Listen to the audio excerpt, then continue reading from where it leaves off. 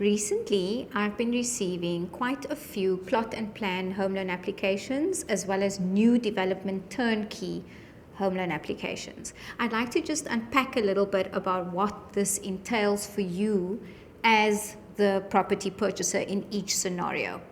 So with a plot and plan home loan application, you have a purchase agreement pertaining purely to the plot, and then you have the building contract, which pertains to the total project cost to build the property from the ground up to roof height, as well as a schedule of finishes that involves things like carpentry, the tiling work that goes on to the property's flooring, types of little plumbing finishes that you're going to be using for your plumbing, extras like that, right? So I don't want to go into too much technicality there, but you get my point that I'm trying to make. So what I'd like to just unpack in the plot and plan building loan application is how the funding works with each particular bank, right?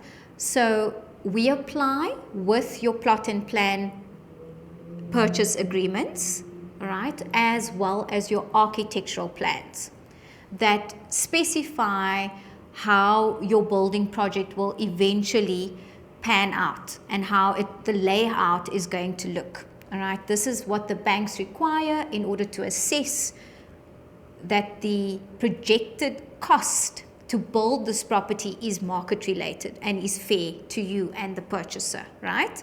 And yourself, the purchaser. So once the building loan is registered in your name, the plot price is then dispersed to the seller, and the building portion of that contract price is paid out in progress stages as your building project unfolds. So this essentially means that once this registration takes place and the plot price is dispersed to the seller, you will start being charged on that specific purchase price of the land, repayment. And as the portions of the building loan pays out to the developer or the contractor that's been appointed to build the property, you would either be required to service the interest only for a period of 6 months, from certain banks that allow just the interest to be serviced on the building contract portion that is being paid out and progressed out, or you would be required to pay the full capital portion. And the banks only allow a period of 3 to 6 months within which you need to, conclude this building project. And at that stage, if it's still ongoing, they will start debiting you and charging you essentially for the full building loan that you were approved for. For example, if we had R1 million purchase price for a piece of plot and piece of land, right? And you have a project price of R2 million.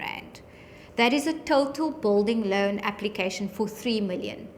So once the plot registers upfront, the bond repayments initially is calculated on the R1 million plot price that is paid out. And that's essentially currently on the 11% prime rate, let's say a 20-year term, roughly 11,000 Rand per month. With the R2 million, that specific portion of funds are then progressed and paid out in phases as the building project unfolds, and that interest will need to be serviced over a period of 3 to 6 months whilst your project is ongoing. If, for example, you find that 6 months has lapsed and the project is still going, it happens, builds do tend to take an extended period of time, due to all kinds of delays, whether, materials being outsourced from abroad or wherever. So these delays do tend to happen. So let's just say that 6 months has now come and you are still busy with an incomplete property. In that instance, you do need to make room for being charged for the full home loan, because the banks unfortunately are not able to grace us with longer than the 6 months period initially. Some banks allow some leeway, but it's not the norm. It's an exception to the rule. So you have to plan very methodically and you have to budget for these instances. Also, you have to remember that if this is essentially going to be your primary residence, you're going to need to cover yourself with a rental whilst actually building your property. If depending on funds from a bank, you would then need to cover the cost of both your rental expense as well as the project that's ongoing and the building loan that's busy being charged to your account. Because remember, you are still going to be responsible for those vacant land bond repayments, because that's already been dispersed from the get-go. And then of course your project progress withdrawals, those are going to be charged for the following 6 months in interest payments. Some of the banks, in fact, are not as lenient, and you get some banks that charge you for the full building loan upfront on that initial registration, regardless of whether only a portion of your building loan has been paid out or the whole amount has been paid out. It just depends.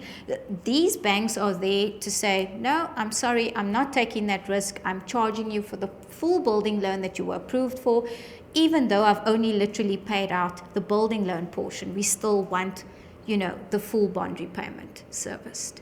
So please check with your consultant, look at the finer terms and conditions of your building loan approvals that you've received, compare these finer terms and conditions that each bank will differ on, and make an informed decision when taking out a building loan.